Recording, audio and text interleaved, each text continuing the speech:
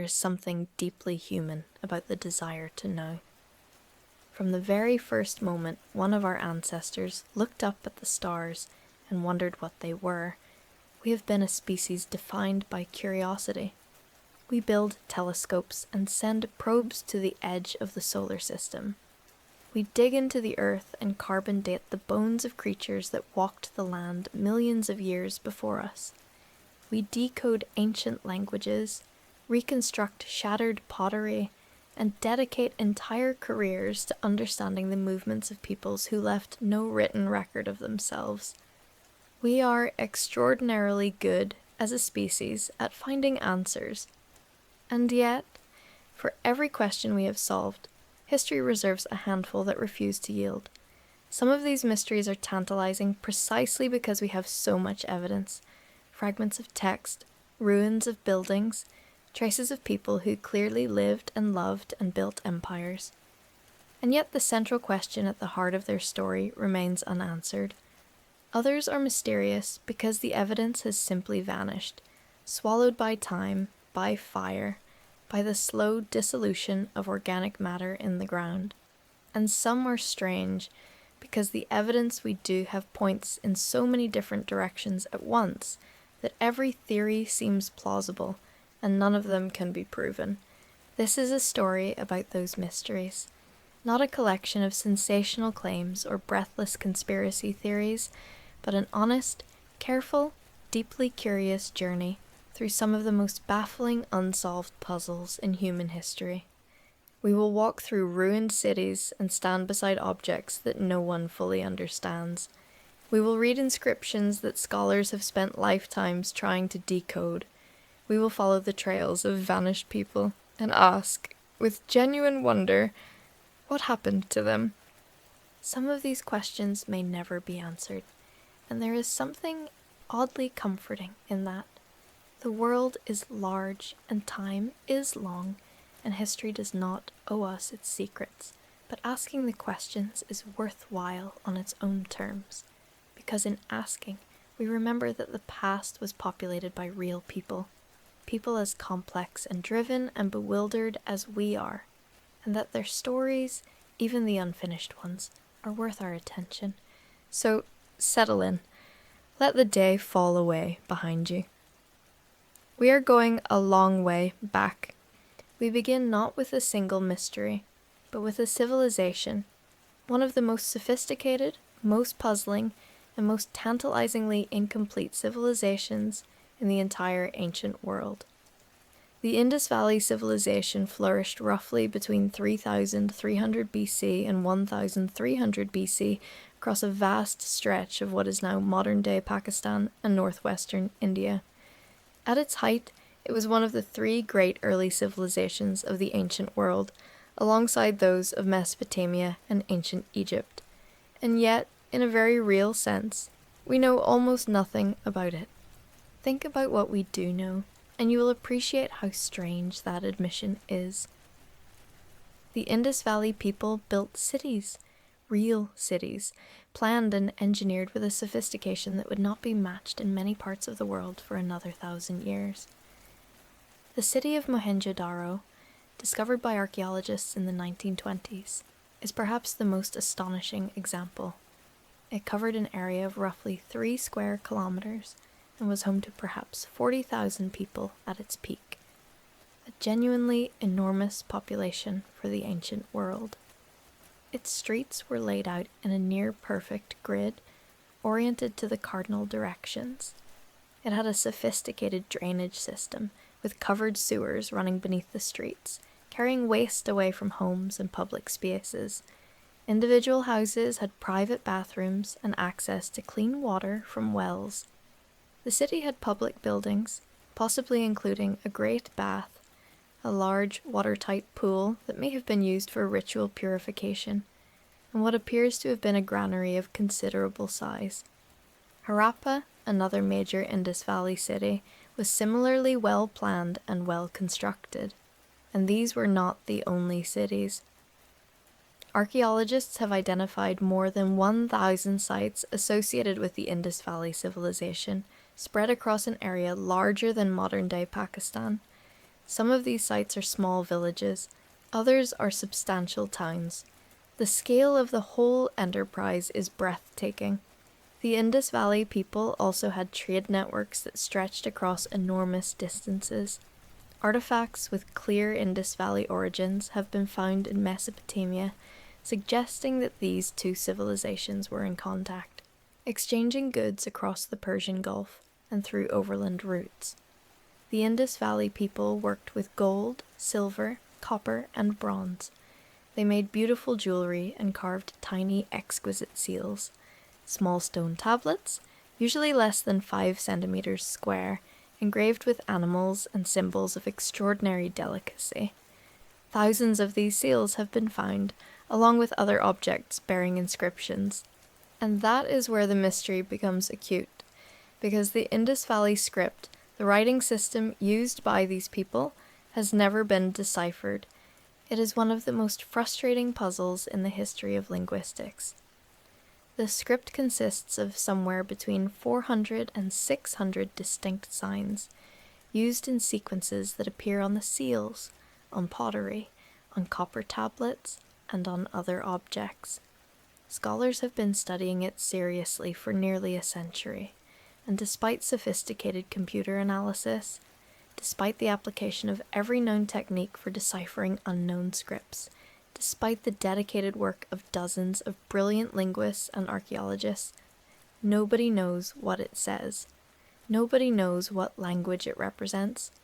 Nobody knows whether it is a fully developed writing system capable of representing all the sounds and words of a spoken language, or whether it is something more limited.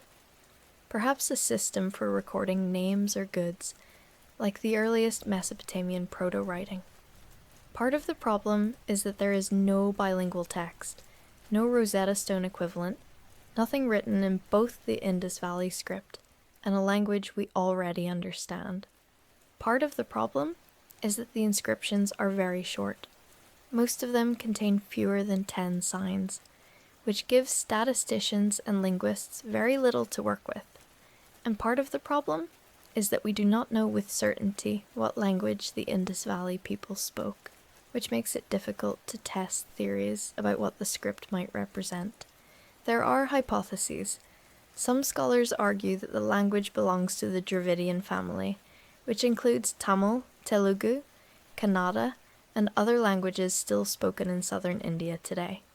If this is correct, then the Indus Valley people may be the ancestors of the Dravidian-speaking populations of the subcontinent, and their language may have been gradually displaced northward as Indo-Aryan languages spread into the region during the 2nd millennium BC.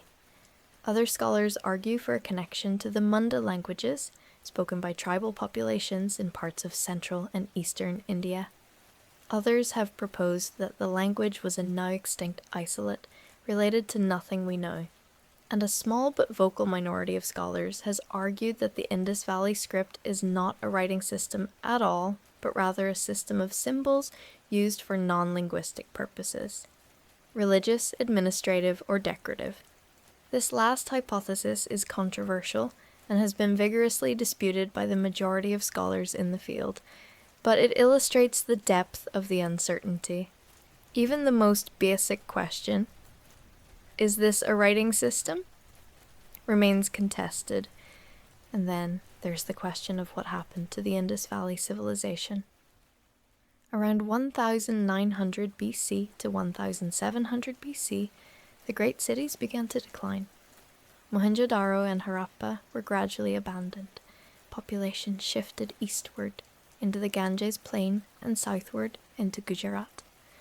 The sophistication of the material culture declined sharply.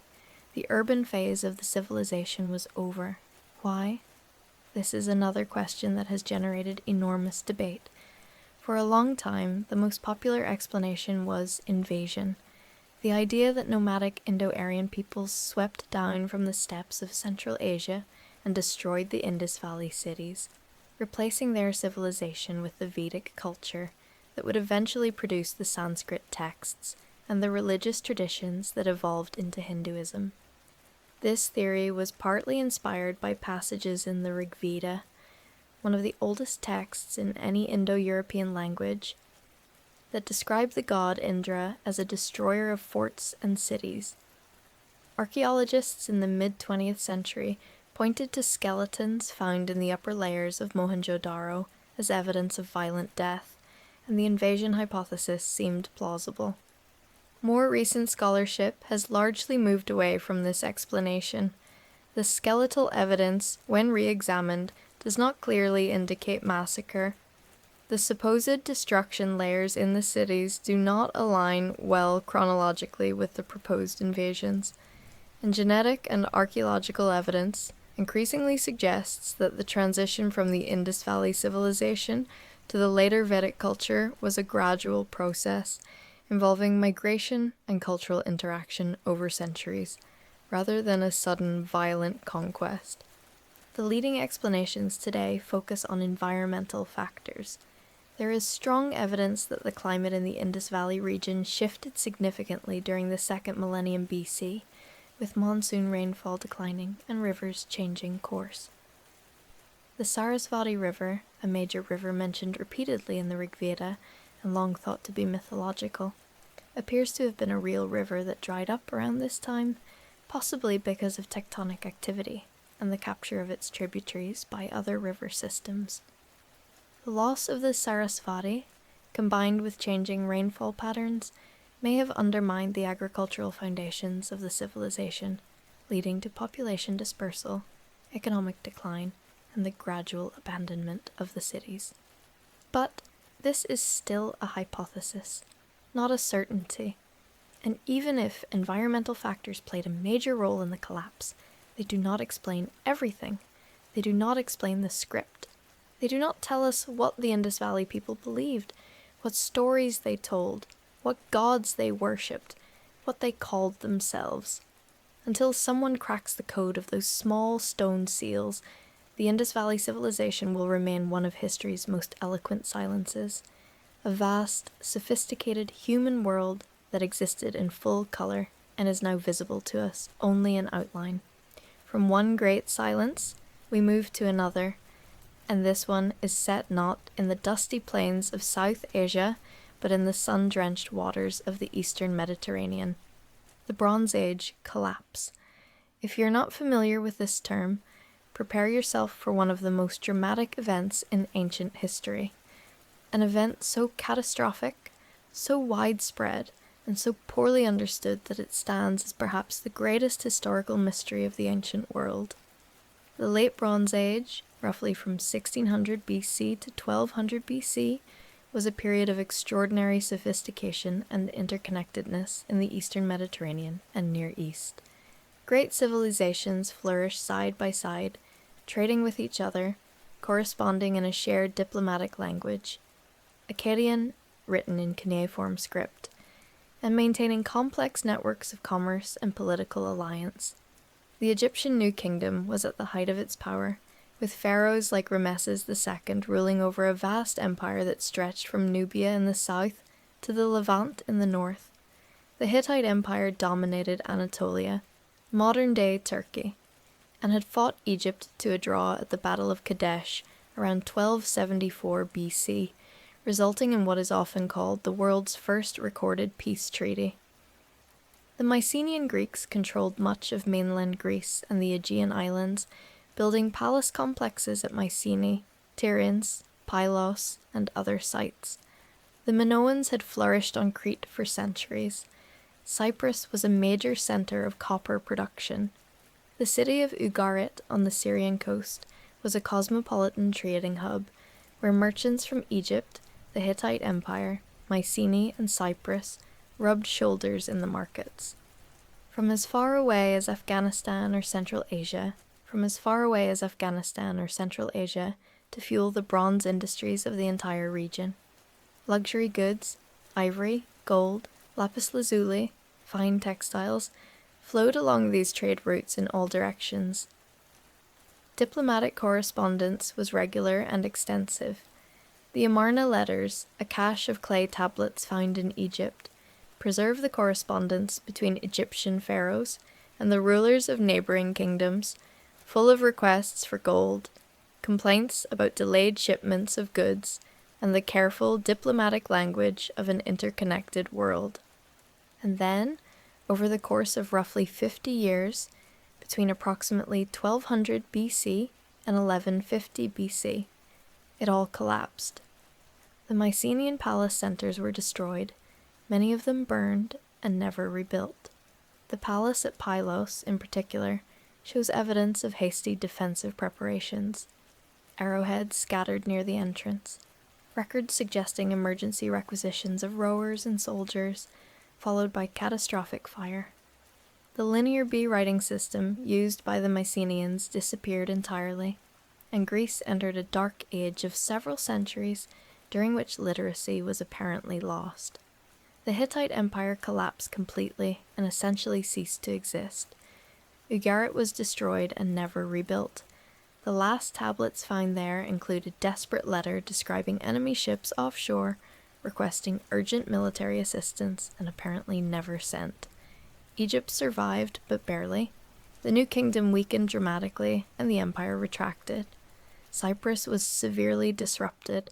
City after city across the region shows destruction layers dating to this period. The scale of the collapse is extraordinary. This was not the fall of a single city or kingdom.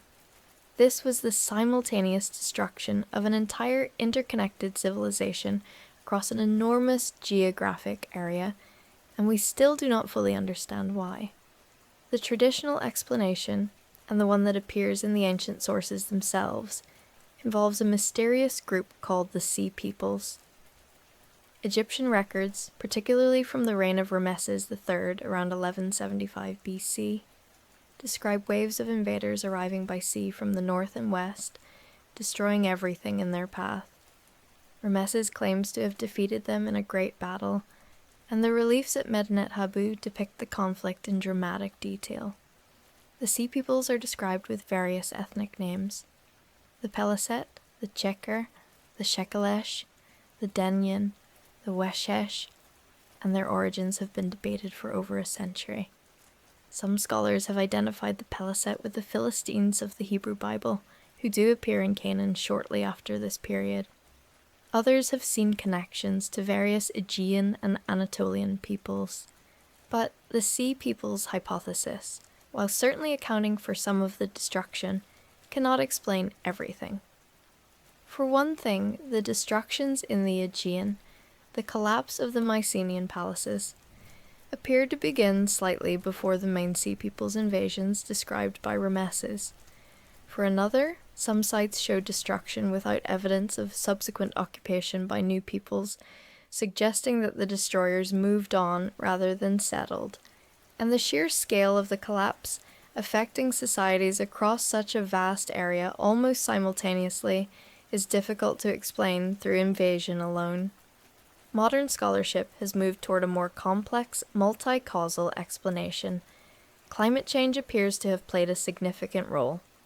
Pollen records and other environmental data suggest a severe drought affected the eastern Mediterranean region around 1200 BC to 1100 BC, which would have disrupted agriculture and led to famine, political instability, and population movement. Internal political pressures and social unrest may have played a role in some regions. The disruption of trade networks, which were so critical to the functioning of these interconnected Bronze Age economies, may have created a cascade of failures, with the weakness of each partner in the network contributing to the weakness of all the others. Earthquakes may have contributed in some areas.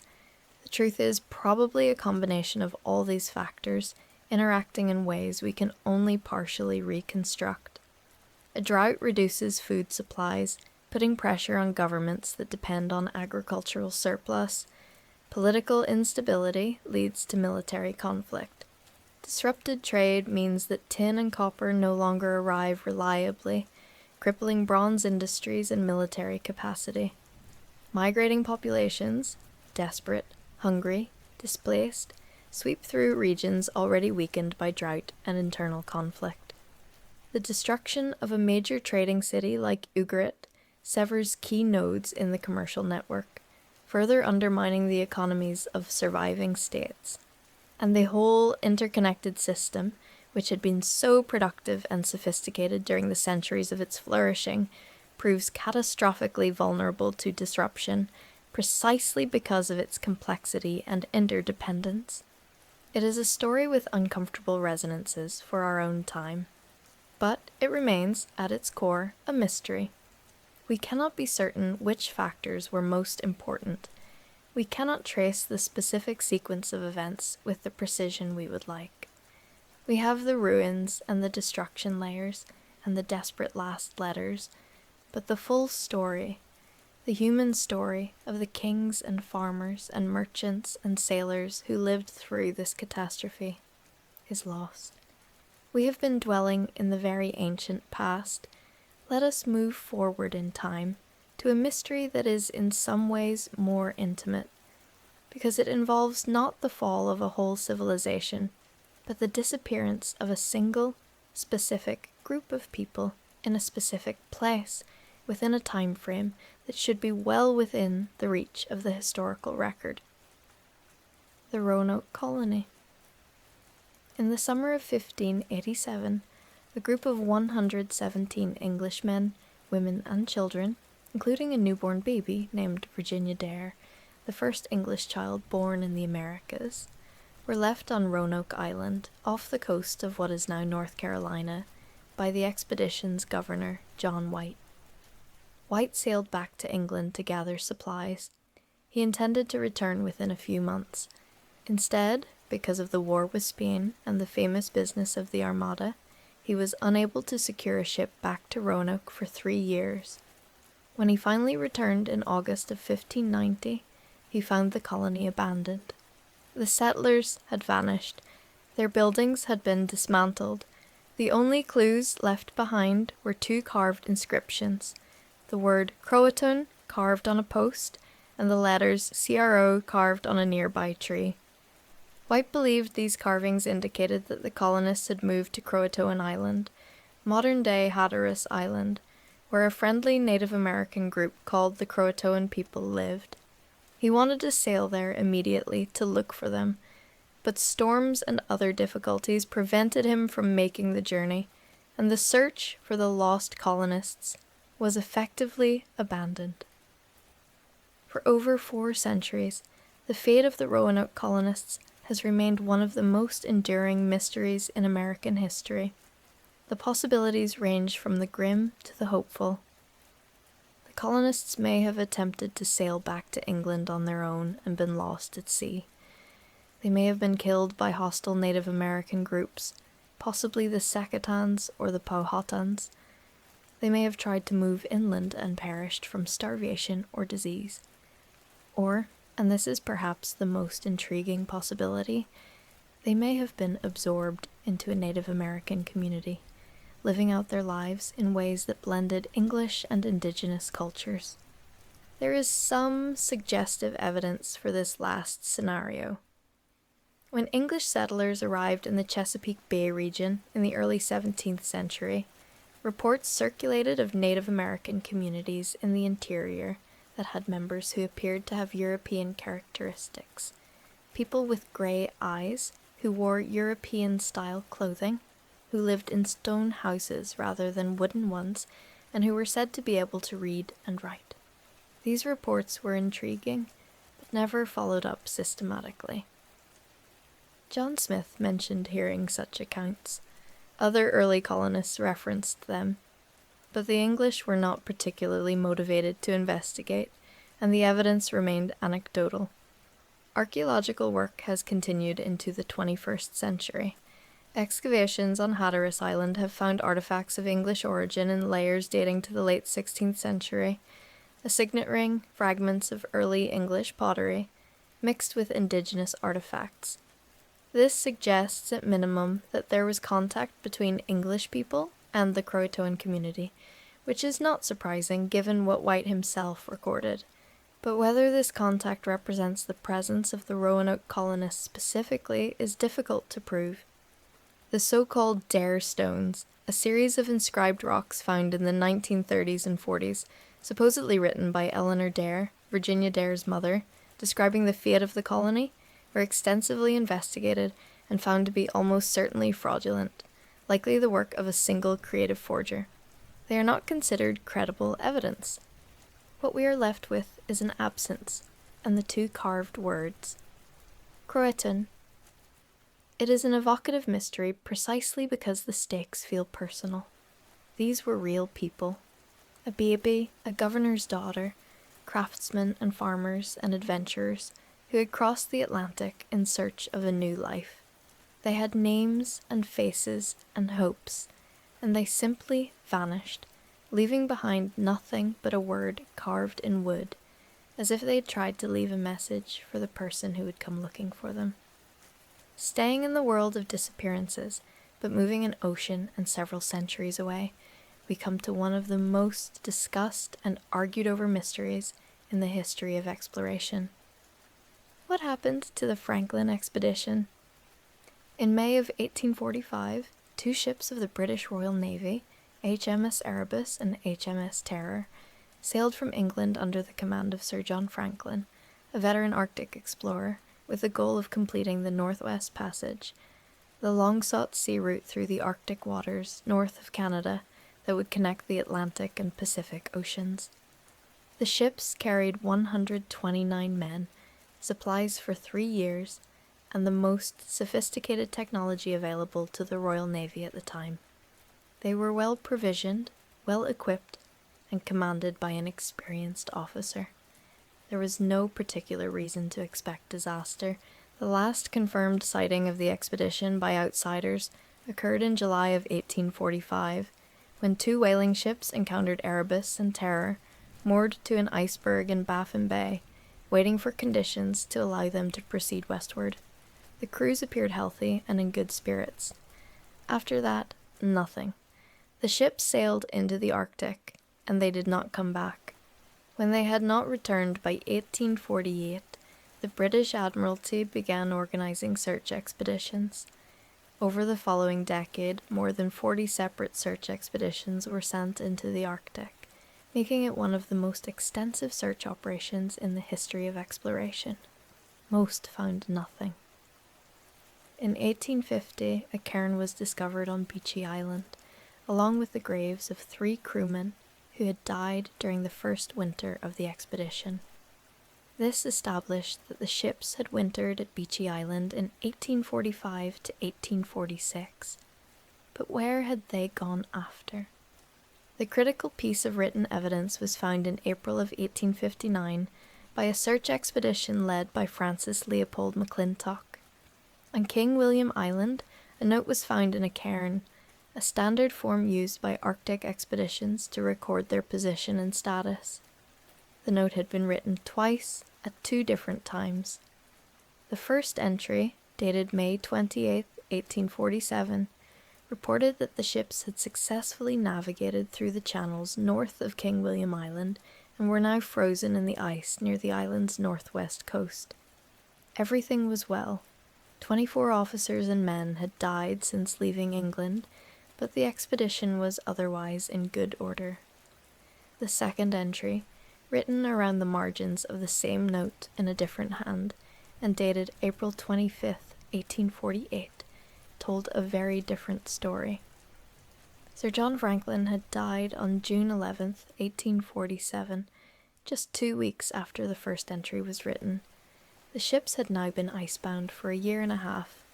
9 officers and 15 men had died in total. The survivors, 105 men, had abandoned the ships the previous day and were marching south across the ice toward the Back River on the Canadian mainland, under the command of Captain Francis Rod and Moira Crozier. None of those 105 men survived.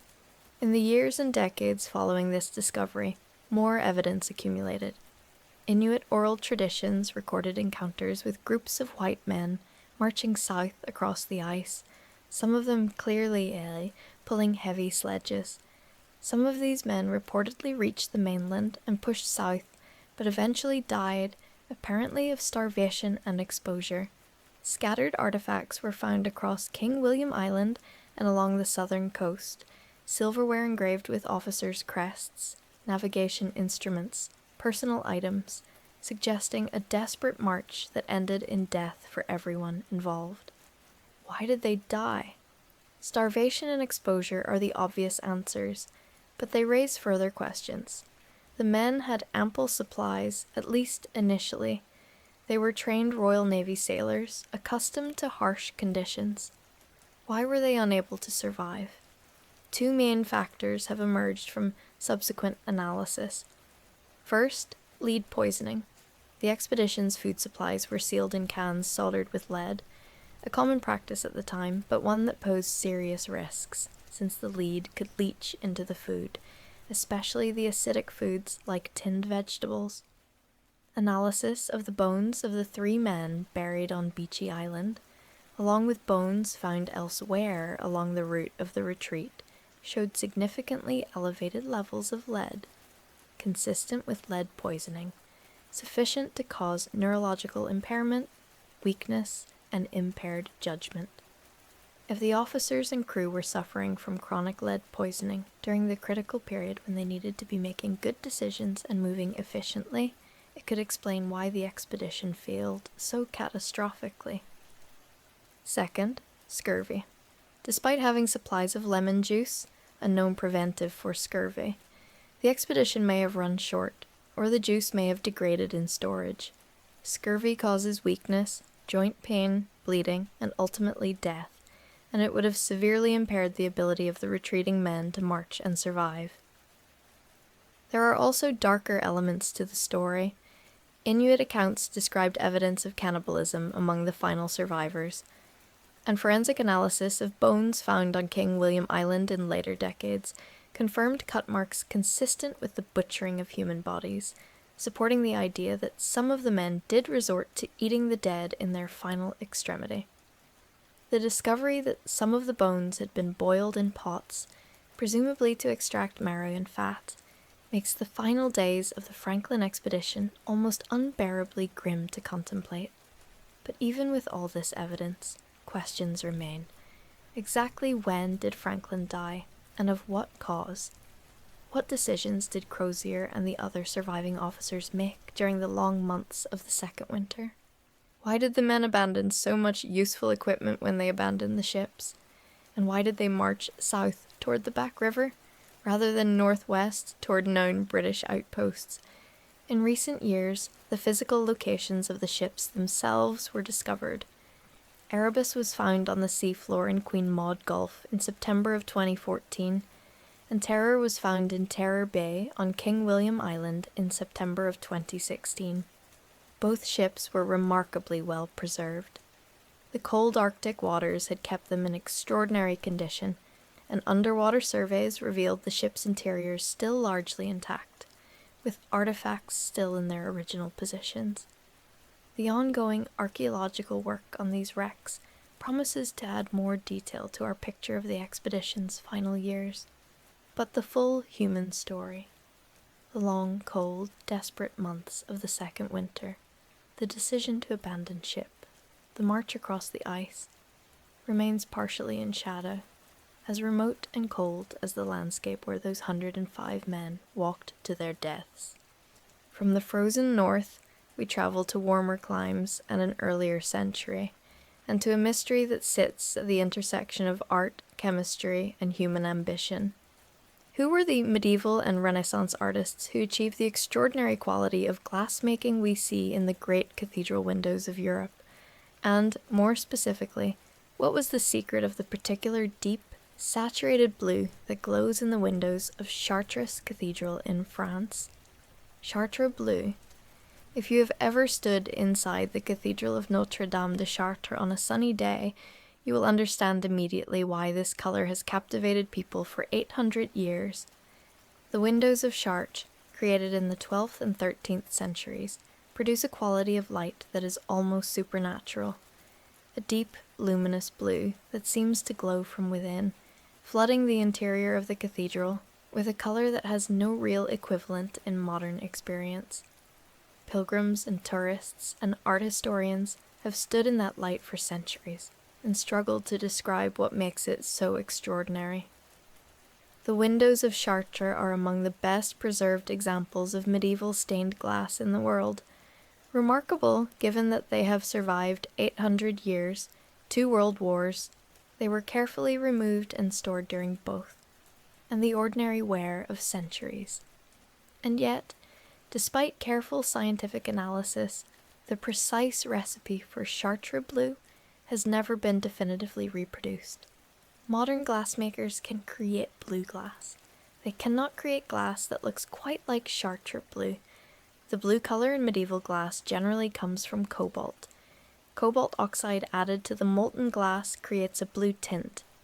This much is known, but the particular quality of Chartres blue appears to involve something more than simple cobalt coloring. Analysis has shown the presence of other trace elements, manganese, iron, copper, in various combinations, and the interaction of these elements with each other and with the specific composition of the base glass and the specific firing conditions appears to produce the optical effects that make the color so distinctive. Medieval glassmakers did not write down their recipes in ways that have survived comprehensively. The transmission of craft knowledge in the medieval period was largely oral and experiential, master to apprentice, generation to generation, rather than written. The few surviving written sources on medieval glassmaking, such as the 12th century treatise by the monk Theophilus known as On Divers Arts, give general descriptions of the processes involved, but do not provide the precise measurements and conditions that a modern chemist would need to reproduce the results. This is a smaller mystery than the fall of the Bronze Age civilizations, perhaps, but it is a genuinely unsolved one, and it reminds us that human skill and knowledge can be lost, that things our ancestors knew how to do, things that seem so solid and permanent as a cathedral window, can contain secrets we no longer know how to replicate. It is a humbling thought, and a beautiful one. Let us shift from the artistic to the astronomical, or rather, to a mystery that sits at the intersection of archaeology, astronomy, and the deep human need to understand our place in the cosmos. Stonehenge. You know the name. You probably have an image of it in your mind. Those massive standing stones arranged in concentric circles on Salisbury Plain in Wiltshire, England, silhouetted against a dramatic sky. Stonehenge is arguably the most famous prehistoric monument in the world, and it has been studied intensively for decades, with increasingly sophisticated scientific tools. We know a great deal about it, and we still do not know, with certainty, what it was for. The monument that stands today, or rather, the ruin of the monument that stands today, was built in stages over roughly 1,500 years, beginning around 3000 BC and reaching its final form around 1500 BC. The earliest phase involved the construction of a circular earthwork enclosure, a ditch and bank, with a ring of pits inside known as the Aubrey Holes, which may have held wooden posts, or, in a later phase, cremated human remains. The middle phases involved the erection of wooden structures and the first stone settings, using smaller stones known as bluestones that were transported, somehow with enormous effort, from the Preseli Hills in Wales, about 250 kilometres away. The final major phase of construction involved the enormous sarsen stones, the big ones, the ones you see in your mental image of Stonehenge.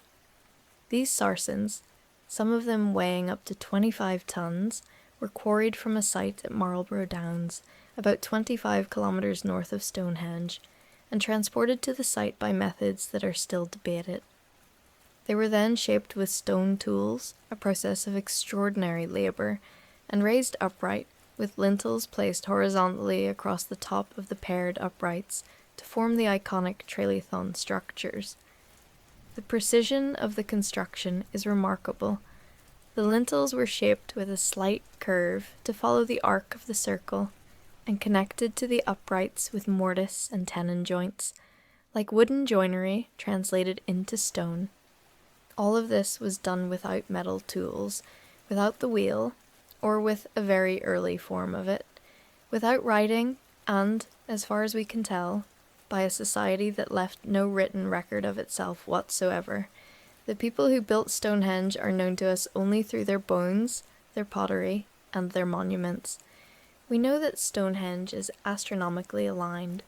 The monument is oriented so that on the summer solstice, the sun rises over the heel stone, a large standing stone outside the main circle, and its light shines into the center of the monument. On the winter solstice, the alignment works in reverse.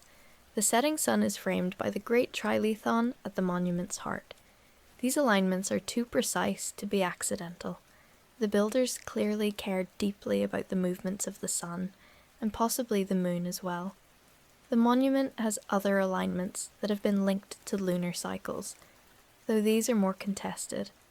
But knowing that Stonehenge is astronomically aligned does not tell us what it was for. Was it a calendar used to mark the seasons and regulate the agricultural year? Was it a temple used for religious ceremonies and offerings? Was it a place of healing, a kind of prehistoric Lourdes, visited by the sick from across Britain and beyond? There is some evidence for this last possibility. Analysis of human remains buried near Stonehenge suggests that some of them travelled from far away, from Wales and even the continent. Was it a monument to the dead, a connection between the living and their ancestors? Was it all of these things at once, across its 1500 years of use? Suggest ceremonial, and possibly calendrical functions. The cremated remains suggest funerary use. The far-travelled individuals suggest a place of pilgrimage. The extraordinary labour investment suggests deep social significance, but the specific ceremonies conducted there, the specific beliefs that motivated its construction, the specific meaning of the stones to the people who raised them, these things are beyond our reach. The monument stands there, as solid and enigmatic as ever, catching the midsummer sunrise in the same shaft of light it has caught for 4,500 years, keeping its own counsel. We have been asking questions about built things and vanished peoples. Now, let us ask a question about a text, one of the most famous mysterious texts in the world, a document that has generated more discussion, more scholarly argument, and more wild speculation than almost any other artifact of its age, the Voynich manuscript. Even among people who have never heard of it by name, the Voynich manuscript has a kind of familiarity. It occupies a particular cultural niche as the archetypal unsolvable puzzle. It is a handwritten book, approximately 240 pages long, written on vellum made from calf skin, dating to the early 15th century. Radiocarbon dating has placed the creation of the vellum at somewhere between 1404 and 1438, making it at least 550 years old. It is named after Wilfrid Voynich, a Polish book dealer who purchased it in 1912 from a Jesuit college in Italy, though its earlier history is murky. The manuscript is written in an unknown script and an unknown language, or possibly a constructed or encrypted language, or possibly nonsense.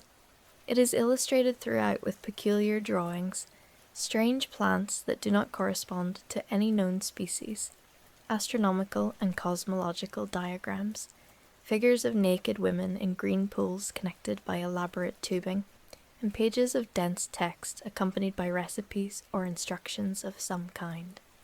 The illustrations are colourful, vivid, and deeply strange, the plants in particular, many of them highly detailed botanical drawings in a style reminiscent of genuine medieval herbals, depict species that no botanist has been able to identify with confidence. The text itself has statistical properties consistent with a natural language. It follows Zipf's law, which describes the frequency distribution of words in natural languages, and it has internal redundancy and structural patterns that seem language-like, but no one has been able to decipher it. Professional and amateur cryptographers have been working on it for over a century. Alan Turing's team at Bletchley Park, who cracked the Nazi Enigma code during the Second World War, apparently looked at it. The American NSA has studied it. Brilliant linguists and historians and mathematicians have devoted years of their lives to it. Nobody has made progress that stands up to scholarly scrutiny. The theories about what the Voynich manuscript is are numerous and colourful. It could be a genuine text in a natural language we have not identified, perhaps an extinct language, or a highly unusual dialect, or a language from a part of the world where medieval manuscripts are rare. It could be an encrypted text, a cipher of some kind, designed to conceal its meaning. It could be a constructed language, an invented language created for philosophical or artistic purposes. It could be a glossolalia manuscript, a text produced by a person writing in a kind of trance or spiritual state, producing what looks like language but is semantically empty. And some scholars, a minority but a vocal one, have argued that it is simply an elaborate hoax, a fake manuscript created to be sold to a gullible buyer, perhaps in the 16th or 17th century. The hoax hypothesis has some attractions. A medieval European scholar who could create an elaborate, internally consistent-looking writing system, fill 240 pages with text that mimics the statistical properties of natural language, and illustrate it with hundreds of peculiar drawings, would have been an extraordinary intellectual talent. But it is not impossible. And the fact that the manuscript passed through the hands of Emperor Rudolf II of the Holy Roman Empire, who reportedly paid 600 gold ducats for it in the late 16th century, a very large sum, suggests that someone, somewhere, found it convincing enough to buy. In 2019, a researcher named Gerard Cheshire published a paper claiming to have decoded the manuscript, identifying its language as a form of proto-Romance, and its content as a guide to women's health written by a Dominican nun. This claim received widespread media coverage. It was almost universally rejected by scholars of medieval manuscripts and linguistics who found his methodology and conclusions deeply flawed. It was not the first such claim, and it will not be the last. The Voynich manuscript has a way of generating confident announcements of decipherment, followed by the quiet scholarly work of demolishing those announcements. As of the time of this writing, the manuscript remains undeciphered. It sits in the Beinecke Rare Book and Manuscript Library at Yale University, available in high-resolution digital facsimile online, its pages as strange and stubborn and beautiful as ever, refusing to yield its meaning to anyone. From a mysterious text, let us turn to a mysterious death, or rather, a mysterious disappearance, followed by a death that a history has never satisfactorily explained. We are going to talk about Amelia Earhart. Earhart needs little introduction. She was, by any measure, one of the most remarkable people of the 20th century. Born in 1897 in Atchison, Kansas, she became, in 1928, the first woman to fly across the Atlantic Ocean as a passenger, and in 1932, she became the first woman to fly solo across the Atlantic, only the second person ever. After Charles Lindbergh 5 years earlier, she broke records, pushed boundaries, and became a genuine cultural icon in an era when female adventurers of her caliber were extraordinarily rare. In 1937, Earhart attempted the ultimate aviation challenge, to fly around the world along an equatorial route, the longest possible circumnavigation, nearly 47,000 kilometers. She was accompanied by her navigator, Fred Noonan. They completed the majority of the journey successfully, flying from Oakland, California, east through Florida, then across the Atlantic, Africa, South Asia, and Southeast Asia, eventually reaching Lae in New Guinea in late June of 1937. Before them lay the longest and most dangerous leg of the journey, the flight across the Central Pacific to Howland Island, a tiny flat speck of land barely 2 kilometers long in the vast expanse of ocean. On July 2nd, 1937, Earhart and Noonan took off from Lae. They never arrived at Howland Island. The United States Coast Guard cutter Itasca, stationed at Howland to guide the Electra in by radio, received fragmentary transmissions from Earhart in the hours before her expected arrival. She sounded uncertain of her position, then increasingly anxious. Her final transmission, received at 8:43 in the morning local time, reported that she and Noonan were running on a line of position, but could not find the island. After that, silence. The search that followed was the largest and most expensive in American naval history to that point. 16 ships and 65 aircraft covering an enormous area of ocean. They found nothing. So what happened? 3 main hypotheses have been seriously advanced over the decades. The first and most straightforward is that Earhart and Noonan simply ran out of fuel, unable to find Howland Island due to navigational errors, equipment problems, or the difficulty of receiving radio signals, and ditched in the ocean and drowned. This is the explanation favoured by most aviation historians, and it is certainly consistent with the evidence. Long-distance ocean navigation in 1937 was extraordinarily difficult. The radio equipment on the Electra had limitations. Howland Island was a tiny target. The search found nothing because the plane sank and the ocean swallowed everything. The second hypothesis is that Earhart and Noonan, realizing they could not find Howland Island, diverted to Gardner Island, now known as Nicomaroro, about 550 kilometers to the southeast, landed on its flat reef, and survived for a time as castaways before dying. This hypothesis is championed by a research organization called TIGER, the International Group for Historic Aircraft Recovery, which has conducted multiple expeditions to Nicomaroro. They have found various artifacts on the island that they argue could be associated with Earhart: fragments of a cosmetics jar consistent with the type Earhart used, fragments of bone that may have been human and may have come from a woman of Earhart's approximate stature, distress calls recorded in the days after her disappearance. The Tigger argues came from a land-based transmitter, rather than a floating one. None of this evidence is conclusive, and critics have offered alternative explanations for all of it, but the Nicomaroro hypothesis remains actively investigated. The third hypothesis is the most dramatic and the least credible: that Earhart was on a spy mission for the American government, that she was captured by the Japanese, and that she died in Japanese captivity. This story has been told in various forms for decades, with various pieces of alleged evidence. None of it holds up to rigorous scrutiny. The Japanese did not capture Earhart. There is no credible evidence that she was on a spy mission. This hypothesis belongs to the category of historical legend rather than serious historical inquiry. The honest conclusion is that we do not know what happened to Amelia Earhart. She disappeared into the Pacific, and the Pacific did not give her back. Whether she went down quickly in deep water, or whether she landed on a coral island and survived for days or weeks before dying, we cannot say with certainty. What we can say is that she flew, boldly and brilliantly, across most of the world, and that her disappearance has the quality of myth.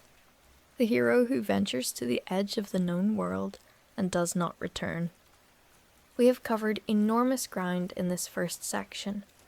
From the lost cities of the Indus Valley, to a vanished English colony, to Arctic ice and cathedral glass, and mysterious manuscripts and the vast Pacific. And we have only begun. History is large, its mysteries are many. In everything we have examined so far, there is a common thread: the humbling recognition that human knowledge has limits, that evidence decays, that the past keeps its own secrets. The Indus Valley people built great cities and wrote in a script we cannot read. The Bronze Age collapsed, and we can only partially reconstruct why. The Roanoke colonists carved a word in a tree and walked away into the forest. Sir John Franklin's men marched south across the ice and died, and we know the general shape of their tragedy, but not its intimate details. Chartres glass glows with a blue we cannot fully replicate. Stonehenge catches the solstice sun as it has for millennia, unmoved by our questions. The Voynich manuscript sits in its library, illegible and strange. Amelia Earhart flew east over the Pacific and did not come home. All of these are, in different ways, stories about the limits of knowing, about the things that are gone past recovery, or nearly so, about the persistence of mystery in a world that increasingly expects answers. But they are also, in a different light, stories about the people who made them, about the ambition and creativity of the Indus Valley engineers who built their grid-planned cities and their sewer systems thousands of years ago, about the sophistication and interconnectedness of the Bronze Age world, about the courage of the English settlers who crossed the Atlantic, and the courage of the Arctic explorers who sailed north into the ice, about the medieval craftsmen who discovered, by patient experimentation, how to make glass glow like prayer, about the prehistoric people who moved enormous stones across the landscape to create a monument that would outlast everything they knew, about the 15th century scribe, or hoaxer, or visionary, who filled 240 pages with beautiful, impenetrable script, about a woman who flew solo across the Atlantic, and then pointed her plane at the equator and flew east into history. These were real people. Their mysteries are the mysteries of real life, incomplete, frustrating, sometimes heartbreaking, and always, always deeply interesting. We have more ground to cover. The second section of this journey awaits, with mysteries no less strange and no less human than the ones we've already explored.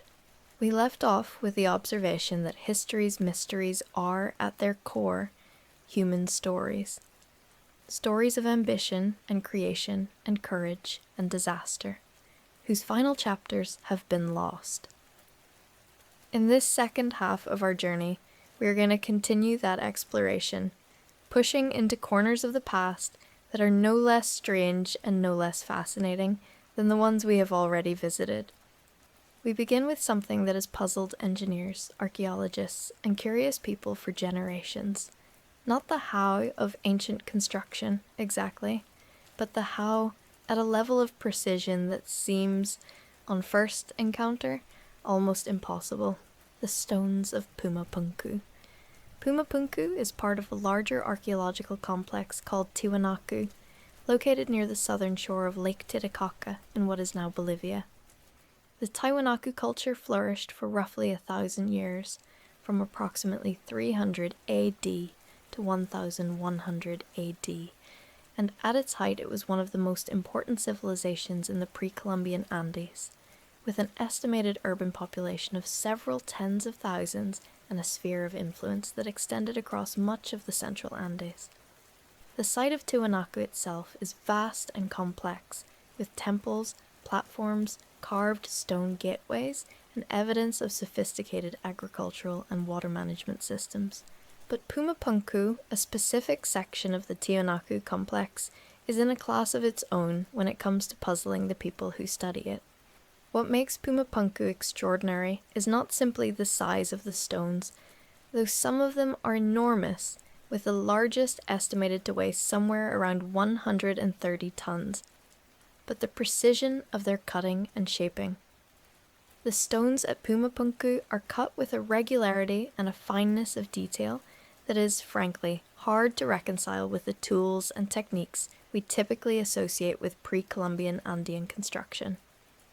Many of the stones are cut at precise right angles. Some have complex interlocking shapes, H-shaped blocks, for instance, that could slot together with other identically shaped blocks to form structures without mortar. Many have drilled holes of consistent diameter and depth. Some have channels and grooves of remarkable regularity. The edges of many stones are straight to a degree that, when measured with modern instruments, reveals tolerances of a few millimeters. The stones are made of hard andesite, an even harder red sandstone, and working these materials to this level of precision with stone and bronze tools, the only tools available to the Tiwanaku culture, would have required enormous patience, skill, and time. How did they do it? The honest answer is that we do not know in detail. We know the general answer. human ingenuity, patience, and large numbers of skilled workers over a long period, because we know that the people of Tiwanaku did not have metal tools harder than bronze, did not have the wheel for transporting loads, and did not have any technology that we would consider advanced. And yet the stones are there, cut the way they are cut. People did it. We just cannot reconstruct the specific techniques in enough detail to be fully satisfied. This uncertainty has, predictably, led to some less restrained explanations. Claims that Pumapunku was built by an advanced lost civilization, or with the assistance of extraterrestrial beings, or by people who had access to technology we have forgotten. These claims are not supported by any credible evidence. They are, in their way, a kind of intellectual surrender, an admission that the mystery feels too hard, and so we reach for something outside the boundaries of known human capability. But the mystery is not actually beyond human capability. The Tiwanaku people were extraordinarily skilled craftspeople and engineers. We underestimate them at our own intellectual peril. The real question is not whether humans could do this, but exactly how they achieved these specific results with their specific tools and methods. And that is a genuine, interesting, unsolved question of technique and organization. From the extraordinary stonework of the Andes, we travel north and west to one of the most discussed and most persistently mysterious sites in the Americas, a place whose history has been the subject of intense scholarly debate for over a century. Cahokia! Cahokia was a pre-Columbian Native American city, located in what is now the southwestern part of the state of Illinois, just across the Mississippi River from modern-day St. Louis.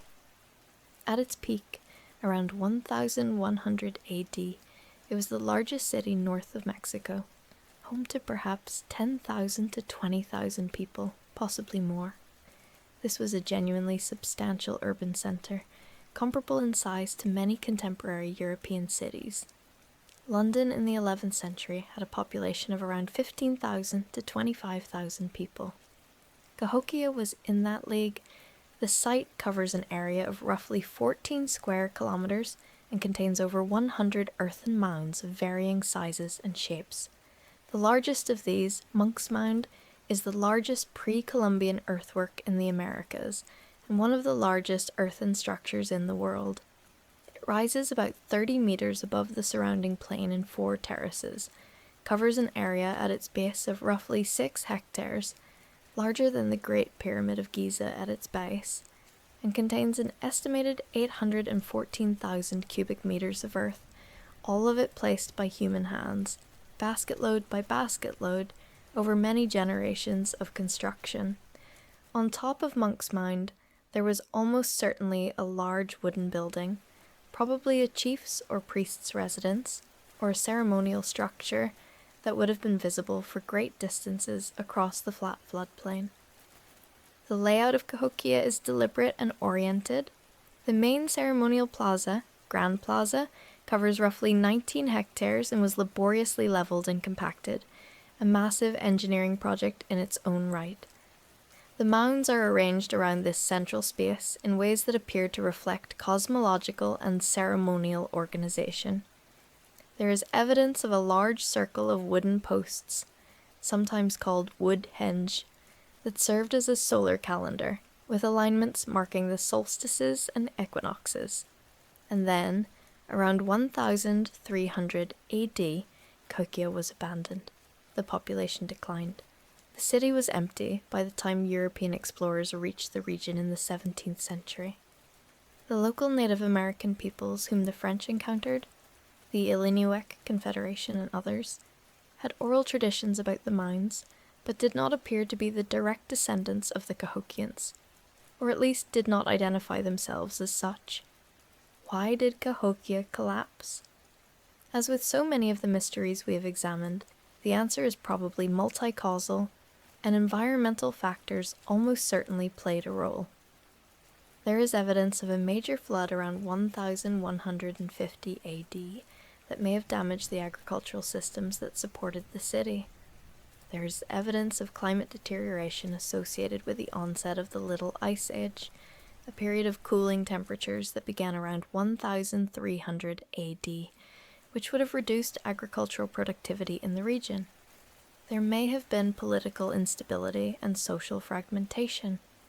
Some researchers have pointed to deforestation as a contributing factor.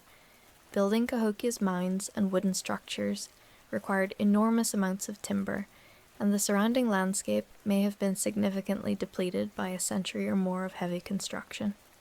But there is a more fundamental mystery than why Cahokia fell. Who, exactly, were the Cahokians? What was their political structure? What did they believe? What language did they speak? What were the ceremonies conducted on those great mounds? The Mississippian culture, of which Cahokia was the paramount example, left no writing. Our evidence comes from archaeology. The mounds, the artifacts found within them, the traces of post holes and burned structures, the bones of the dead. Some of the burials reveal extraordinary social stratification. One burial, Mound 72, contained the remains of a man laid on a platform of more than 20,000 shell beads, shaped into the form of a falcon, surrounded by the remains of dozens of other people, apparently sacrificed attendants. This speaks to a political and religious system of considerable intensity and hierarchy. But beyond such broad outlines, the specific beliefs and social structures of the Cahokians remain opaque. The closest living connection to the Cahokian world may be the Degihan Sioux peoples, the Osage, Quapaw, Omaha, Kansa, and Ponca, who have oral traditions and ceremonial practices that some researchers believe preserve echoes of the Mississippian world. But this connection is indirect and contested. Cahokia keeps its secrets with the same stubbornness as the other mysteries we have examined. Let us shift now to a mystery that is more explicitly human in scale. A mystery not about civilizations and collapses, but about a single person, a single room, and a night in early February of 1851 that ended in a death no one has satisfactorily explained. Knows Poe, the master of Gothic horror, knows Poe, the master of Gothic horror, the inventor of the detective story, the poet of The Raven and Annabel Lee? What fewer people know is that his death, at the age of 40, remains genuinely mysterious. Poe was last seen in Richmond, Virginia, in late September of 1849, apparently in good health and good spirits, having recently given a successful lecture and being engaged to a childhood sweetheart. He was traveling to New York. On October 3rd, 1849, he was found delirious and in great distress outside a tavern in Baltimore that served as a polling place on Election Day. It was a voting day. He was taken to Washington College Hospital, where he remained semi-conscious and delirious for 4 days, reportedly calling out repeatedly for a person named Reynolds. On October 7th, 1849, he died. He never regained full lucidity, and was unable to explain what had happened to him in the gap between his departure from Richmond and his discovery in Baltimore, a period of roughly a week that is entirely unaccounted for. The death certificate no longer exists. Contemporary accounts vary in their descriptions of his condition. His attending physician, Dr. John Moran, wrote multiple accounts of Poe's final days that are contradictory in significant ways and cannot all be accurate. The cause of death recorded at the time was phrenitis, essentially inflammation of the brain, which was a catch-all diagnosis that covered a multitude of possible underlying causes. The theories about what actually killed Poe are numerous. The most traditional explanation is that he died of alcohol-related causes. Poe was a known drinker, and alcoholism was suggested by his contemporaries, but people who knew him well insisted he had been sober for weeks before his disappearance, and the specific character of his delirium, as described by witnesses, is not entirely consistent with typical alcohol withdrawal delirium. Other proposed causes include rabies. a theory advanced in 1996 by a cardiologist who noted that Poe's reported symptoms, agitation, hydrophobia, and alternating lucidity and delirium, are more consistent with late-stage rabies than with alcohol poisoning. The cholera theory has been suggested as Baltimore was experiencing an outbreak in 1849. Some have proposed cooping, a form of electoral fraud practiced at the time, in which kidnappers would force victims to vote multiple times under different disguises, sometimes plying them with alcohol. This would explain why Poe was found at a polling place in clothing that did not appear to be his own. Carbon monoxide poisoning, meningitis, typhoid fever, and syphilis have all been proposed. None of these theories can be proven or definitively ruled out. The absence of medical records, the inconsistency of eyewitness accounts, and the passage of over 170 years have left the case permanently open. We know that Edgar Allan Poe died in Baltimore in the early hours of October 7, 1849. We know that his final days were confused and painful. We do not know what happened to him or why, from a single mysterious death to a mystery on an entirely different scale, one that encompasses an entire empire and its extraordinary obsessive creation. The Terracotta Army of the First Emperor of China. In the spring of 1974, farmers digging a well near the city of Xi'an in Shanxi Province, China, struck fragments of ancient pottery. What they had found turned out to be one of the most spectacular archaeological discoveries of the 20th century. The outer edge of an enormous complex of burial pits, containing thousands of life-size terracotta soldiers, horses, and chariots, arranged in military formation, guarding the tomb of Qin Shi Huang, the first emperor of a unified China, who died in 210 BC. The scale of what the farmers had stumbled upon is almost difficult to comprehend. The burial complex of Qin Shi Huang covers an area of roughly 56 square kilometers, comparable in size to a small city. The main tomb mound, which has never been excavated, rises about 51 meters above the surrounding plain and is still largely intact. The 3 pits discovered so far, there may be more, contain an estimated 8,000 terracotta soldiers, 130 chariots with 520 terracotta horses, and 150 cavalry horses. Each soldier is unique, different faces, different hairstyles, different expressions, different military ranks indicated by their uniforms and armor. They were originally painted in brilliant colors. The paint has largely flaked away over the millennia of burial, but traces remain, and conservation work has confirmed that these were not the grey figures we see today, but vivid, individualized warriors in full color. The craftsmanship is extraordinary. These are not crude figures, but carefully modeled, detailed sculptures created by teams of artisans working to an organized plan, combining standardized body parts with individually crafted and detailed heads and accessories. The logistics of the operation, modeling, firing, painting, and then carefully arranging thousands of life-sized figures, boggles the mind, especially when you consider that this was only a small part of the overall burial complex. What is inside the main tomb mound is where the mystery truly deepens.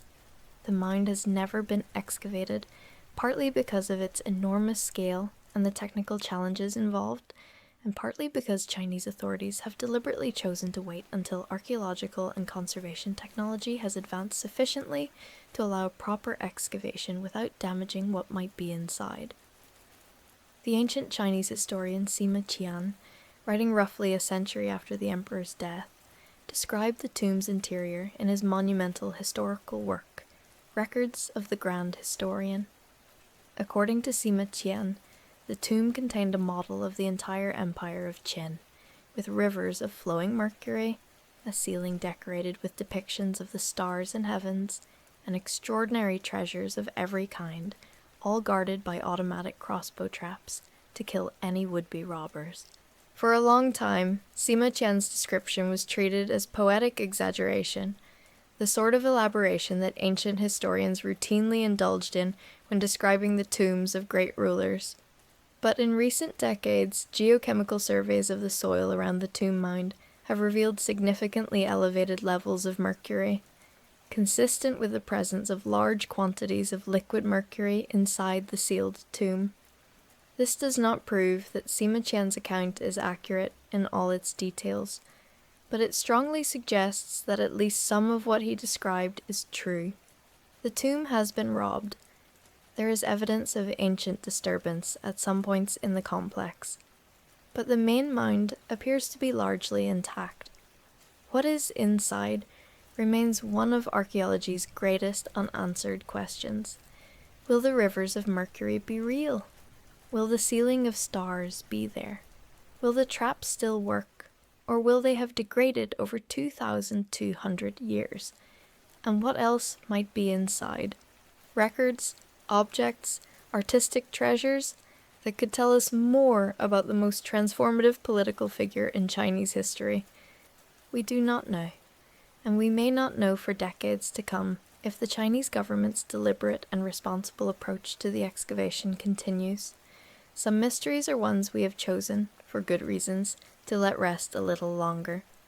From the grandeur of the first emperor's tomb, we travel to a mystery of a very different kind, one that involves not a physical place, but a mathematical object, and one of the most beautiful and enduring puzzles in the history of both mathematics and culture. The Antikythera mechanism. In the year 1900, to be precise, around Easter of 1900, Greek sponge divers working off the tiny island of Antikythera between Crete and mainland Greece discovered the wreck of an ancient Roman cargo ship. The ship had apparently sunk sometime around 60 to 80 BC, and it contained an extraordinary cargo of bronze and marble statues, glassware, jewelry, pottery, and other luxury goods, one of the richest troves of ancient artifacts ever found.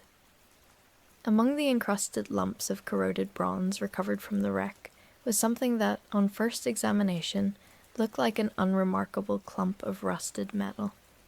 Over the following decades, as the corrosion was carefully removed from this object, what emerged was startling: a highly complex mechanical device containing at least 30 and possibly more than 72 interlocking bronze gears arranged in a mechanism of extraordinary precision and sophistication. The device was about the size of a shoebox. It had dials on both front and back, marked with scales and inscriptions. It had a hand crank that, when turned, drove the gear train, and when it was finally understood, a process that took decades of study and was not completed until the application of modern imaging technology in the first decade of the 21st century. What it turned out to be was an analog computer designed to calculate and predict astronomical events. The Antikythera mechanism could predict the positions of the sun and moon in the zodiac, the phase of the moon, the timing of lunar and solar eclipses, and, apparently, the positions of at least some of the planets. One of its dials tracks the 4-year cycle of the Panhellenic Games, including the Olympic Games. Another tracks a 19-year astronomical cycle known as the Metonic cycle, which describes the relationship between lunar and solar years. The eclipse prediction mechanism uses a sophisticated understanding of the Saros cycle, a period of roughly 18 years after which the pattern of eclipses repeats, that was well known to ancient astronomers, but had never previously been found represented in a mechanical device. The existence of the Antikythera mechanism completely changed our understanding of ancient Greek technology. We knew that Greek philosophers and astronomers had sophisticated understanding of celestial mechanics. We knew that they had made precise astronomical observations, but we had no previous evidence that they had translated this knowledge into mechanical form, that they had actually built machines that could perform complex calculations. The Antikythera mechanism pushes back the history of mechanical computation by more than 1,000 years, and it raises profound and unresolved questions. Who made it? The inscriptions on the mechanism are in a Greek dialect associated with the island of Rhodes or the region of Corinth. The astronomer Hipparchus, who worked on Rhodes in the 2nd century BC, developed some of the astronomical theories that the mechanism appears to embody. Some scholars have proposed that Hipparchus himself, or someone working closely with his ideas, was involved in the mechanism's creation. Others have proposed the Stoic philosopher Posidonius, who ran a school on Rhodes and is described in ancient sources as having built a device that modeled celestial motions. Archimedes, the great mathematician and engineer of the 3rd century BC, is also sometimes mentioned as a possible predecessor. Ancient sources describe him as having built celestial spheres that reproduced planetary motions. But the deeper question is not who made this specific device, it is, how many others were made? The Antikythera mechanism was found purely by accident in a shipwreck that was discovered only because sponge divers happened to dive at a particular spot off a particular island. If this mechanism had not been on that particular ship, or if the ship had sunk in deeper water, or if the divers had not noticed the wreck, we might still believe that the ancient world had no mechanical computers. How many other such devices existed and were lost? How far did this technology spread? What happened to the tradition of mechanical device making that produced something this sophisticated? The answers are not known. The Antikythera mechanism stands alone in the historical record, a single, extraordinary survivor, hinting at a technological tradition we can only partially glimpse. We have been moving through time and space with considerable freedom. Let us now pause in 15th century Portugal and follow a set of voyages that have left a mystery at the very foundation of one of history's most famous stories. Who really discovered the Americas? The conventional answer, the one most schoolchildren in the Western world have traditionally been taught, is Christopher Columbus in 1492. And Columbus's voyages are undeniably transformative. After 1492, contact between the Old World and the New World became sustained and permanent, with world-altering consequences. But was Columbus the first person from the Eastern Hemisphere to reach the Americas? Almost certainly not. The Norse presence in North America is now well established. The Vinland sagas, medieval Icelandic texts describing the voyages of Leif Erikson and others, describe a Norse settlement in a place called Vinland, somewhere on the coast of North America, around 1000 AD. For a long time, these sagas were treated as legendary exaggeration. Then, in the 1960s, Norwegian archaeologists Helge and Anstein Ingstad excavated a site at L'Anse aux Meadows on the northern tip of Newfoundland, in Canada, and found the unmistakable remains of a Norse settlement. Turf structures of a type known from Greenland and Iceland, ironworking debris, a bronze ring pin of Norse type, and other artifacts, all dating to around 1000 AD.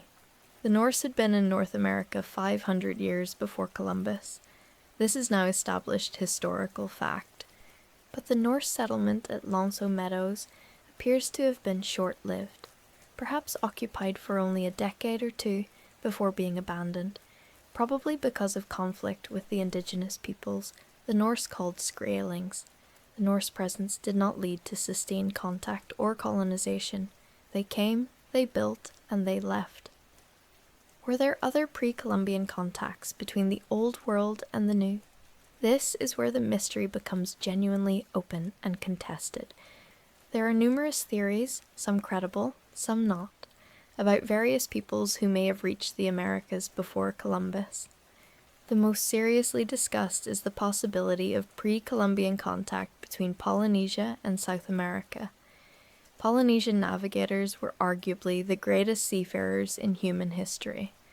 From their ancestral homeland in the region of Taiwan and coastal mainland China, they spread across the entire Pacific Ocean over thousands of years, reaching Hawaii, New Zealand, Easter Island, and ultimately, the argument goes, the coast of South America. Evidence for contact includes the presence of the sweet potato, a plant domesticated in South America, in Polynesia, clearly present before European contact, and the fact that the Polynesian word for the sweet potato, kumara, is strikingly similar to words for the same plant in Quechua, the language of the Inca Empire. Genetic studies have recently added support to this picture, finding evidence of South American ancestry in some Polynesian populations dating to somewhere around 800 to 900 years ago. This evidence strongly suggests that Polynesian navigators did reach South America at some point, probably around 1200 AD. Whether they brought the sweet potato back with them, or whether South Americans sailed to Polynesia, and what the nature and extent of any subsequent contact might have been, remains debated. But the contact itself appears to be real. Other proposed contacts are more speculative. The theory that Chinese Admiral Zheng He, who led enormous naval expeditions across the Indian Ocean in the early 15th century, may have reached the Americas has been championed by amateur historians, but lacks credible archaeological or documentary evidence. Claims of pre-Columbian African contacts with the Americas, sometimes advanced on the basis of supposed similarities between West African and Mesoamerican artistic traditions, are not supported by archaeological evidence either. The honest picture that emerges is one of a world that was less isolated than we sometimes imagine, but more isolated than some enthusiasts have claimed. The Norse came to North America around 1000 AD. Polynesian navigators may have touched South America around 1200 AD. Columbus in 1492 initiated a sustained and permanent connection.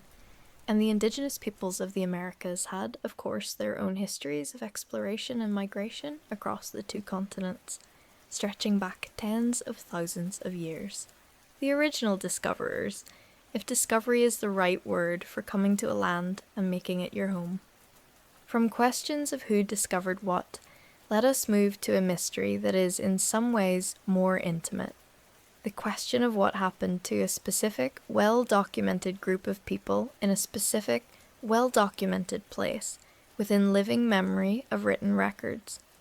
The Maya collapse.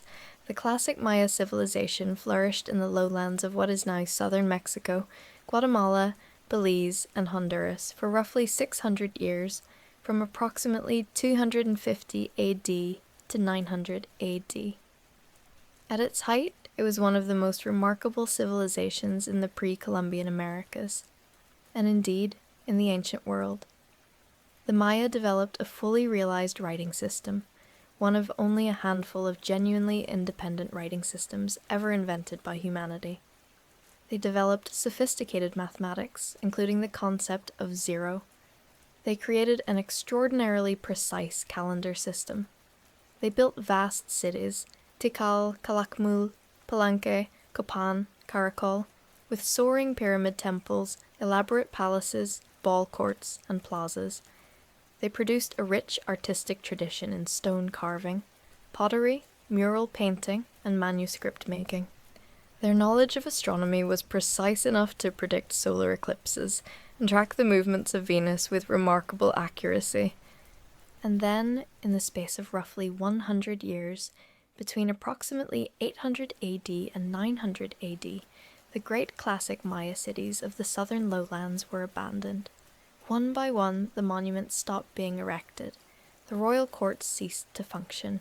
The population dispersed into smaller rural settlements. The cities were reclaimed by the jungle.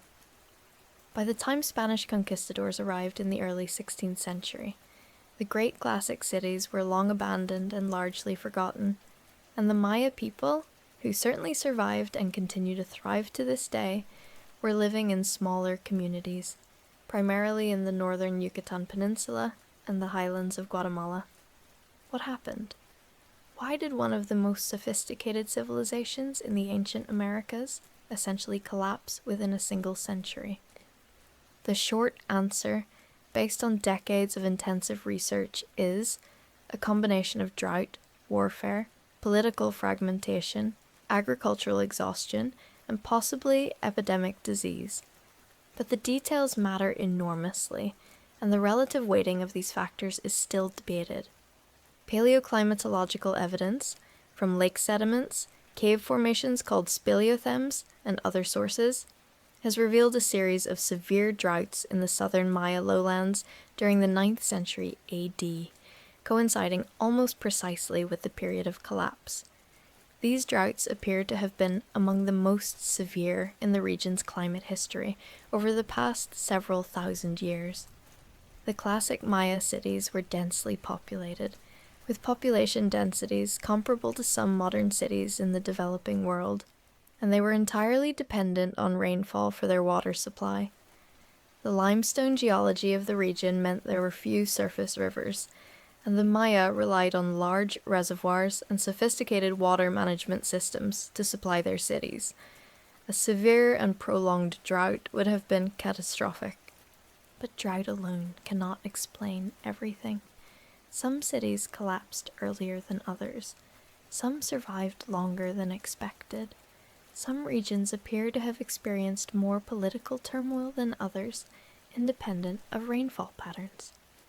The Maya city-states were in a constant state of political competition and military conflict, and there is evidence of intensifying warfare during the period of collapse, possibly driven in part by resource scarcity. Overpopulation and agricultural exhaustion, the depletion of soils through centuries of intensive farming, may have reduced the resilience of Maya societies to environmental stress, and the political structure of the classic Maya, organized around divine kings whose authority depended in part on their ability to ensure agricultural prosperity, may have created a particularly dangerous vulnerability, since a series of crop failures could delegitimize royal authority and lead to political fragmentation. What is fascinating about the Maya collapse from the perspective of unsolved mysteries is that we have far more evidence for it than for most of the other collapses we have discussed. The Maya had writing. We can read their monuments, their books, their pottery inscriptions. We know the names of their kings, the dates of their victories and defeats, the specific events they chose to commemorate. We can see in the dwindling dates on the stelae, the carved stone monuments erected to commemorate significant events, the century of decline, the last stele erected in one city, then another, the record going silent one city at a time. We can almost feel the end approaching, and yet the full explanation remains out of reach. The precise combination of factors, the specific decisions made by specific rulers in specific cities during the critical decades, the experience of ordinary Maya people living through the collapse, all of this is still imperfectly understood.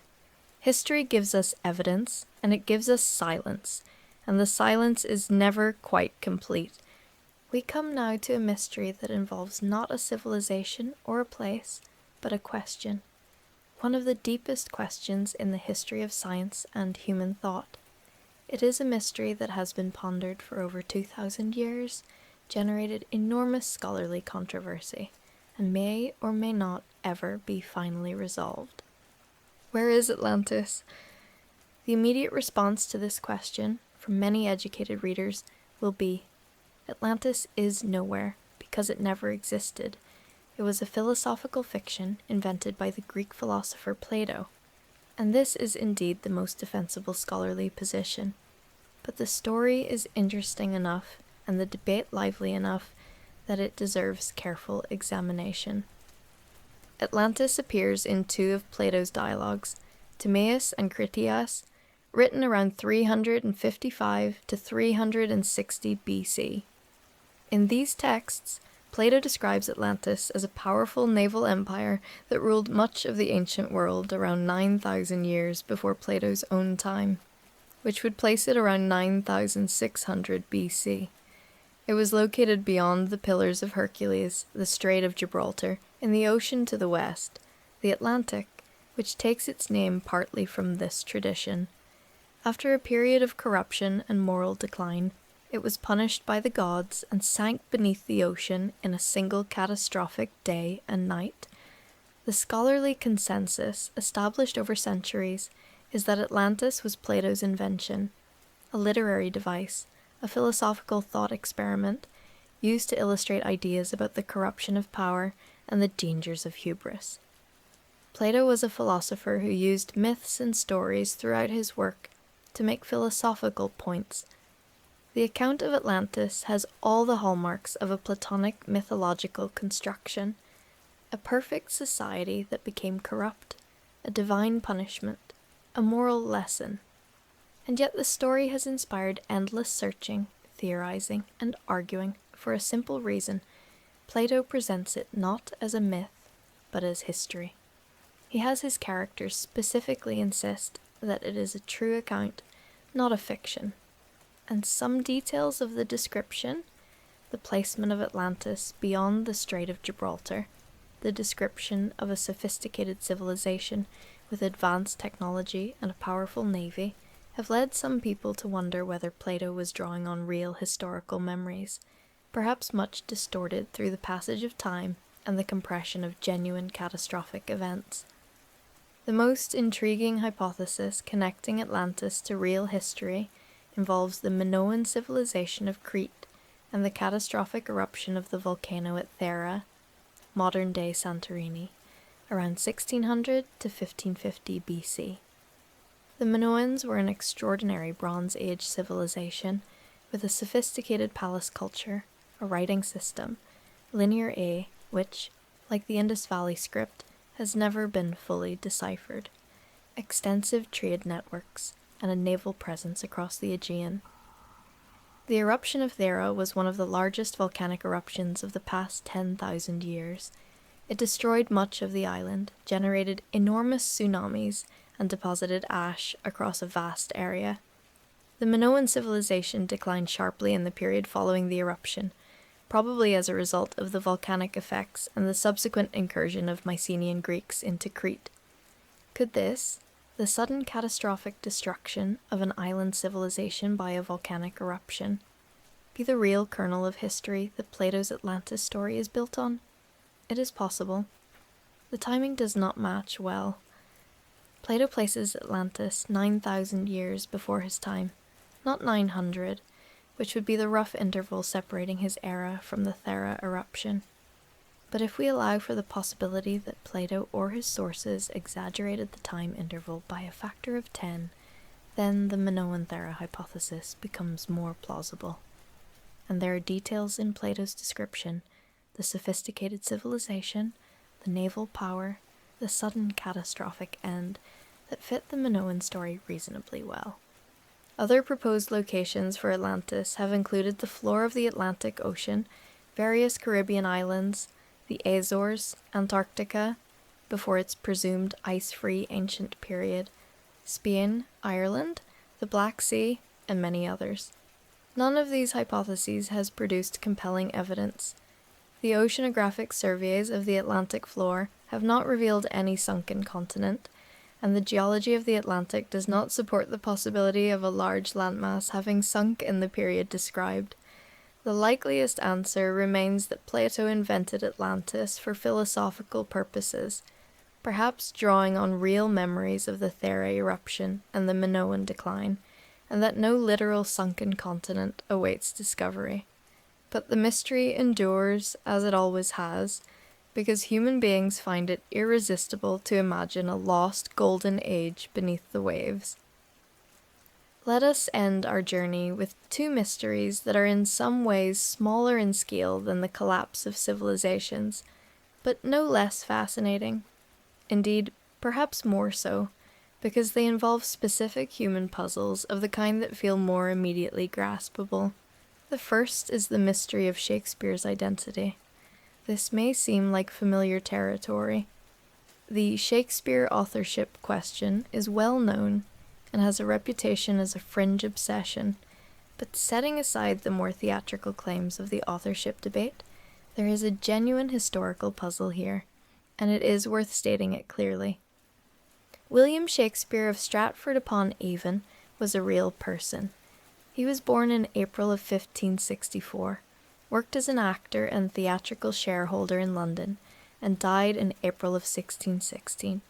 He was associated with the Lord Chamberlain's Men, the company that performed the plays that bear his name, contemporary documents record his name in connection with theatrical companies and property transactions.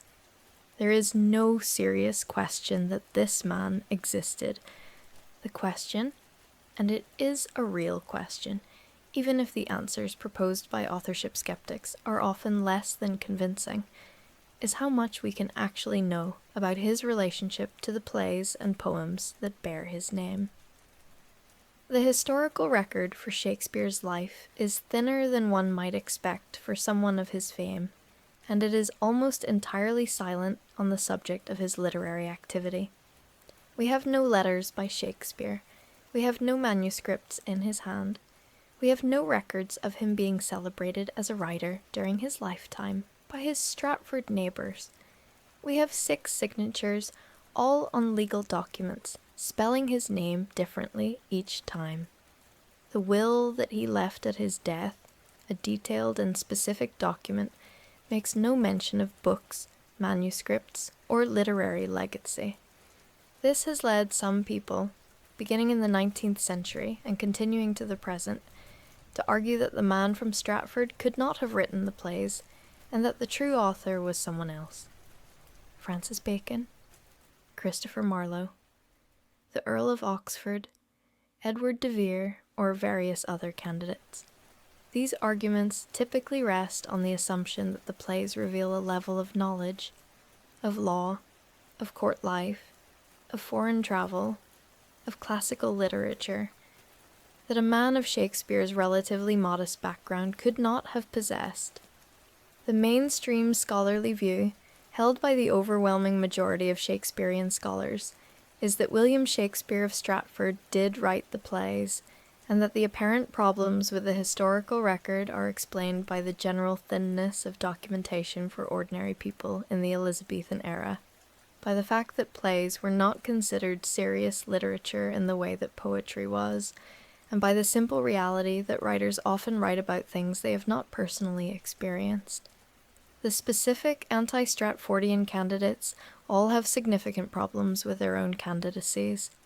The Earl of Oxford, the most popular alternative candidate, died in 1604, before several of the plays were written.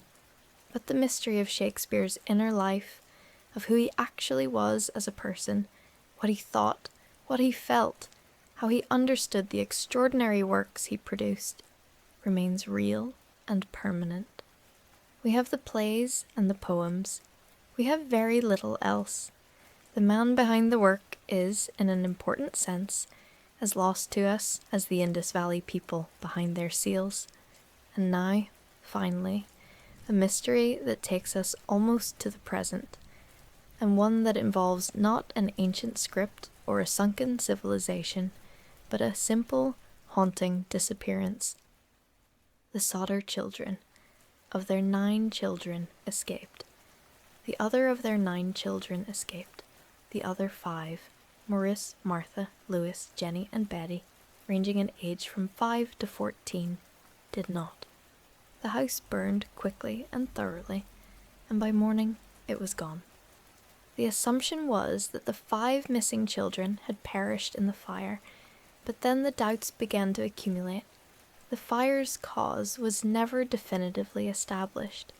The family's telephone line, which should have allowed a call to the fire department, had been cut before the fire started.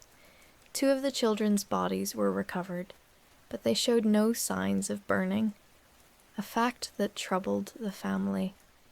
The ladder that George had kept propped against the house, which he might have used to reach the upper windows where some of the children slept, had mysteriously disappeared. A neighbour reported seeing a man near the house during the fire who did not try to help, seemingly watching, and a truck driver reported seeing a young girl's face looking out from a passing car on Christmas morning in a direction away from the fire. The search of the fire site revealed no bones, no skeletal remains for the 5 children who had supposedly perished. The fire, while hot, was not hot enough to fully incinerate human bone.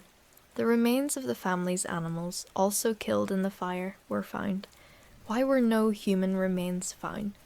Over the following decades, the Sodder parents, consumed by grief and uncertainty, erected a billboard on their property, displaying photographs of the missing children and a reward for information. They hired private detectives. They followed leads across multiple states. They never found their children.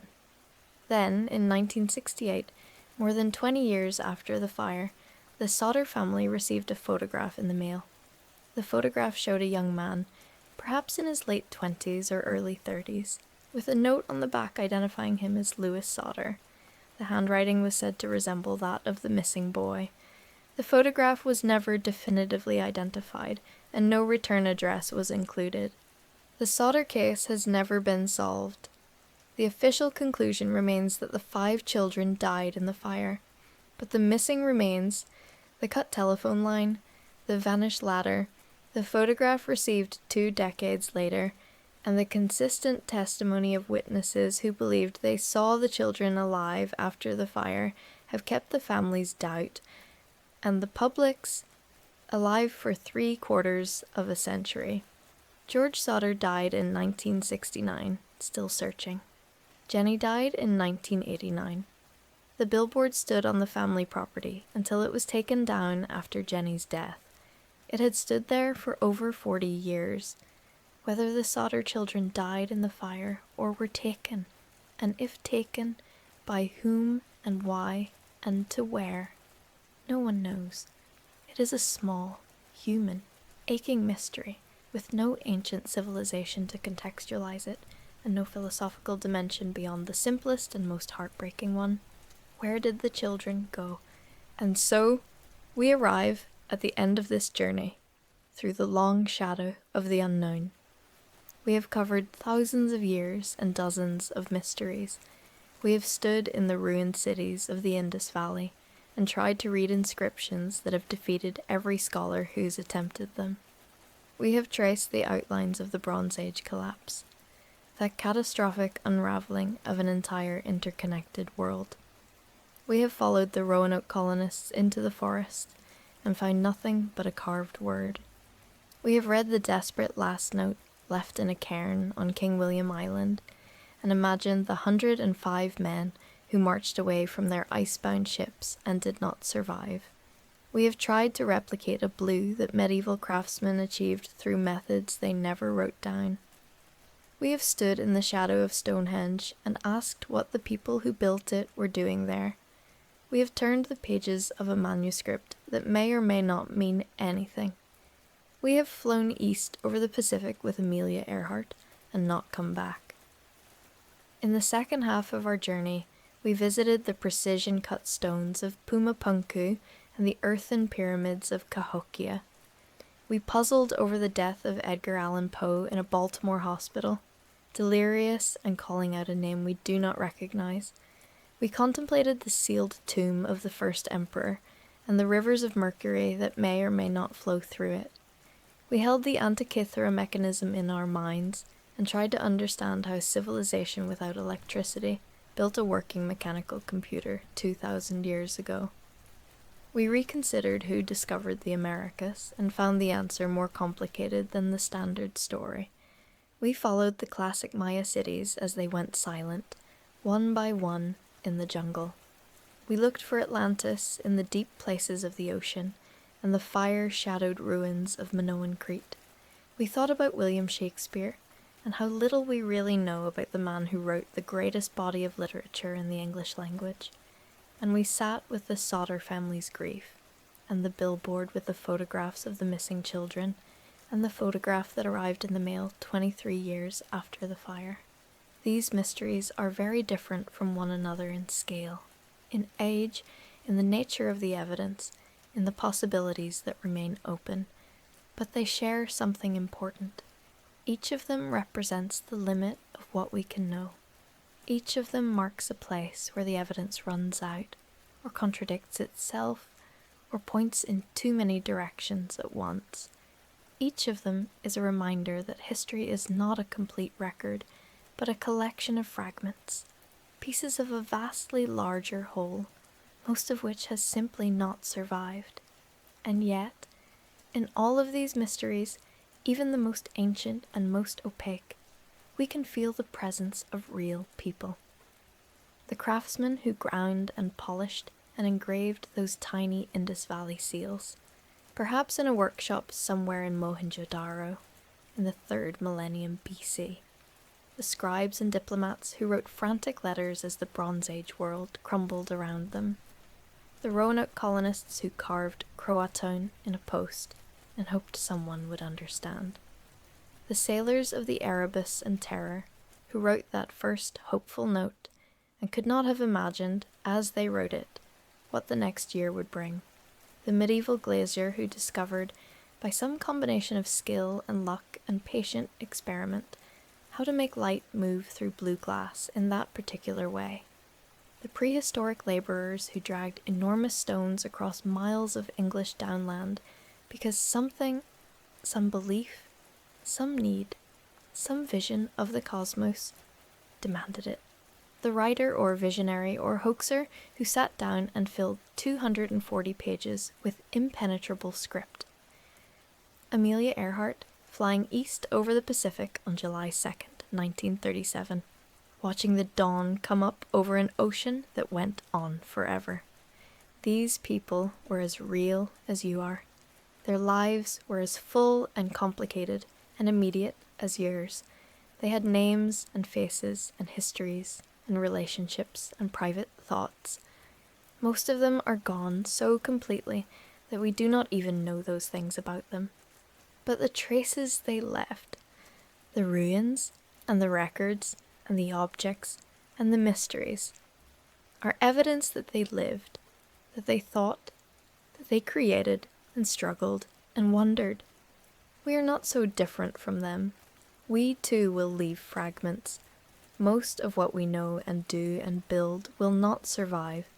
Someday, perhaps, some future person, in circumstances we cannot imagine, will look at what we left behind and wonder what we meant, what we were doing, who we were, and they may not be able to tell. That is not a sad thought, or not only a sad thought, it is also a humbling and a clarifying one. We are part of the long story of human beings on this planet, a story that began long before us and will continue long after us, a story most of which will never be recovered. History does not owe us its secrets. The past belongs to itself.